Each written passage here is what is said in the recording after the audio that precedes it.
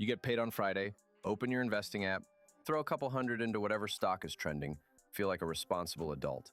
Then you swipe over to your credit card, and that balance hasn't moved in months. Most of your payment just feeds interest. Next week, your car makes a horrible grinding noise, and your entire plan is, please don't actually break. Here's the wild part. Almost 4 in 10 adults can't handle a $400 emergency without borrowing or selling something. The median emergency savings is just $600. Yet those same people are buying crypto and meme stocks like it's their job. You don't have a money problem. You have an order problem. My name is Ayon from Cash Catalyst, and I'm obsessed with how money actually works. Not the hype, the order. So here's the question.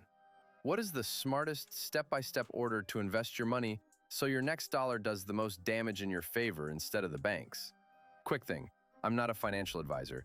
This is education, not personal advice. If you're making big moves, talk to a professional. Here's the real game.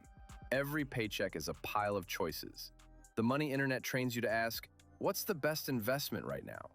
But the real question is way more boring and way more powerful. Given where I am right now, what is the highest impact job for my very next dollar? Credit card companies want you investing with a 22% balance in the background because that 22% is their compound growth. Trading apps want you in taxable accounts before tax-advantaged ones because taxes and fees are their quiet cut. So here's the map. Step 1. Build your safety switch.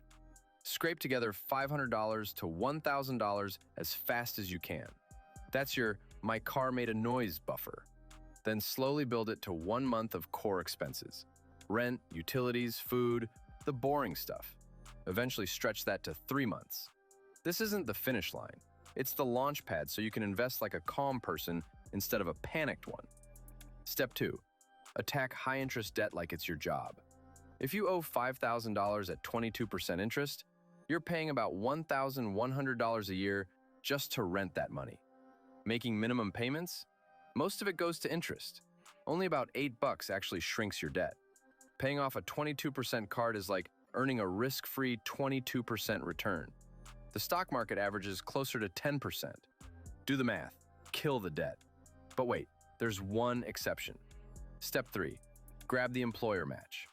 If your job matches 50 cents on the dollar up to 6% of your salary, that's an instant 50% return before the market does anything. Try getting that from a stock pick. So even while you're destroying debt, contribute enough to get that full match. It's the only cheat code in personal finance. Step 4. Use an IRA to dodge the fee trap. Your workplace 401k probably has expensive funds with high fees. A tiny 0.8% fee difference over 30 years can cost you over $120,000. Open an IRA at a low-cost provider, buy simple index funds, and let your money actually compound for you instead of the fund manager. Step 5. If you qualify, weaponize your HSA. Health savings accounts get triple tax advantage. Most people swipe it empty like a checking account.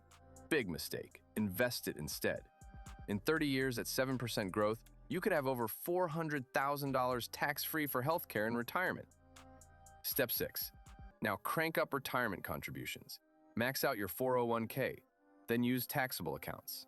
Tax-advantaged first, taxable second.